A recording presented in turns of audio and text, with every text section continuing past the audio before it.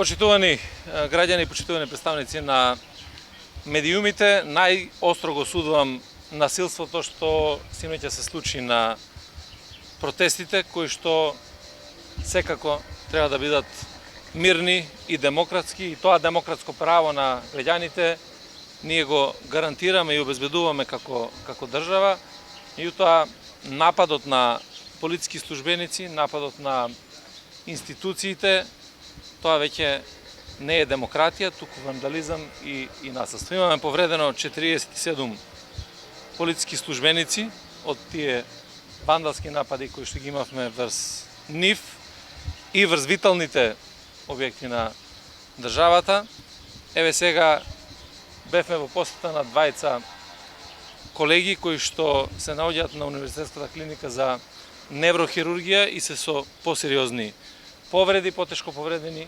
Имаме уште 11 колеги, а на остатокот им е укажана лекарска помош и секако дека се на домашно лекување. Сакам да изразам благодарност за храброста, за херојството на секој полициски службеник кој што учествуваше во одбраната на редот и мирот и безбедноста на граѓаните. Беа на висината на задачата и тоа е нивната цел, да го штитат мирот и безбедноста на секој еден наш граѓанин, и благодарам за целата поддршка која што ја добивме и како раководство и како полициски службеници од многобројни граѓани кои што изразија поддршка во однос на одржувањето на мирот и на редот и на безбедноста.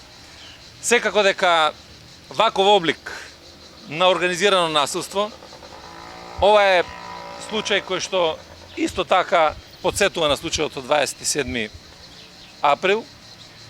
30 на луѓе со маскирани, со качулки на главата, го предизвикуваат целиот овој неред, напад на институциите и напад на полициските службеници. Секако дека професионалниот однос на македонската полиција се огледа во тоа што исклучиво се изврши интервенција врз оние кои што напаѓа и ги повредија полициските службеници. Немаме ниту еден повреден граѓанин во протестите и приведени се само оние кои што направија физички напад и кои што направија материјална штета. Човечкиот живот е безценет, меѓутоа секако дека и нападот врз материјалните добра е исто така напад врз секој од нас, бидејќи сето тоа е заедничко, и за тоа сведочат сликите од пред собранието со урбана опрема која што е уништена, со бекатон плочки. Тие беа извадени со бекатон плочки, беше удирано врз полициските службеници со скршени прозорци, врати, демолирано возило на македонската полиција и така натаму. Апелирам до сите граѓани кои што сака да изразат незадоволство преку протест. Тоа право да го искористат на демократски начин и при тоа да не дозволат да бидат изманипулирани, како што беа изманипулирани и некои други, да не бидат манипулирани и да нападат на полициските службеници или на виталните објекти. Секој напад на полициски службеник и секој напад на витален објект ќе биде најстрого и најсериозно санкциониран. Посебен апел до политичките субјекти во Република Северна Македонија. И тоа до сите политички субјекти. На одговорен однос, бидејќи тие се задолжени за да бидат и најодговорни. Протест, напоменуваме, демократско право и тие можат да организираат протести.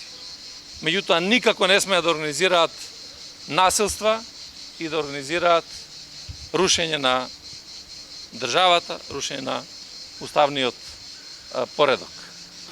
Затоа сметам дека сите заедно мора да допринесеме кон заедничкиот мир, кон заедничката безбедност и стабилност, да не дозволиме да се продолжи со насилство, се удари врз полициски службеници и се удари врз институциите.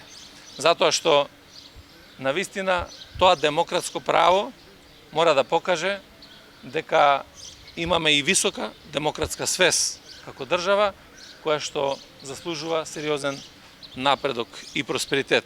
За да го постигнеме тоа, мораме сите заедно да го направиме.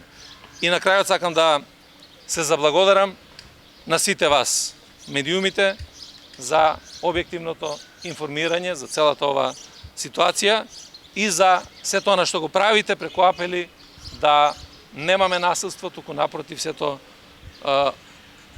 демократско право да биде искористено на еден демократски начин. Благодарам.